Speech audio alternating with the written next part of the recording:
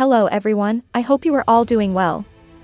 In this video, we'll go over every detail of each game to try to explain why Elden Ring won Game of the Year over God of War Ragnarok. Before that, you're watching GameX Clips. Now without further ado, let's get into the video. First, the most important aspect to consider is the gameplay. During gameplay, a player undergoes a series of experiences. As Kratos, players use a number of weapons to fight enemies in God of War Ragnarok. Further, players can explore a large open world to uncover more lore in the game.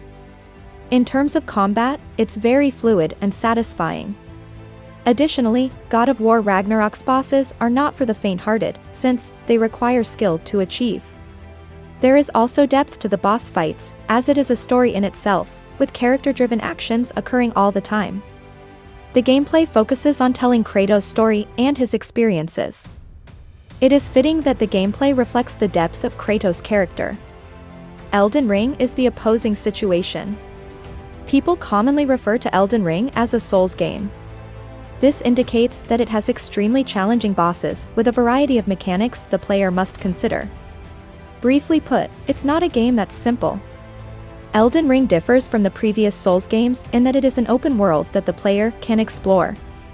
The players do not take on the role of an established character, unlike God of War Ragnarok. Instead, participants adopt the role of an anonymous persona who stands in for the participants. It may sound a little corny, but it's a wonderful feeling to start out as a nobody and gradually become someone. When comparing the stories of the two games, it can probably be assumed that God of War Ragnarok wins because Elden Ring's lore can be a little difficult to understand. Despite its complexity, its lore and plot are genuinely amazing when explored. Elden Ring does not concentrate on the adventure of a single character like God of War Ragnarok does. Instead, it shows the environment expanding around the player as they advance through the narrative. Players must put together a variety of pieces of the world's lore. In addition to this, Elden Ring tells stories in the most creative way possible. The ambient music alters as you battle various bosses around the world. This is so because the music is essentially conveying the tale of the boss, and how they got there. Listening to the soundtrack and realizing who the boss is was a very unique experience. Furthermore, it doesn't end there. Additionally, there are several lore pieces scattered around the landscape, and putting them all together offers a fresh perspective on the game's characters.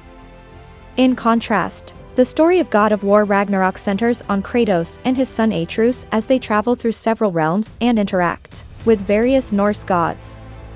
God of War Ragnarok is a more individualized tale that emphasizes the development of each unique character in comparison to the Elden Ring plot.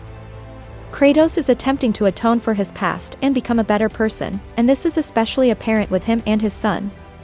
Prophecies and fate have always had a significant impact on how individual characters make decisions in the God of War series.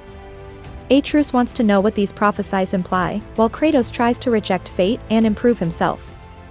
God of War Ragnarok and Elden Ring both have excellent playability when compared to one another. But Elden Ring wins because it encourages player innovation and has more elaborately designed bosses than God of War Ragnarok. It is challenging to choose between the two when comparing them because they both include outstanding storytelling and interesting themes. Despite being a part of the Souls series, Elden Ring is still a standalone title with a standalone narrative. The plot of God of War includes God of War Ragnarok, on the other hand.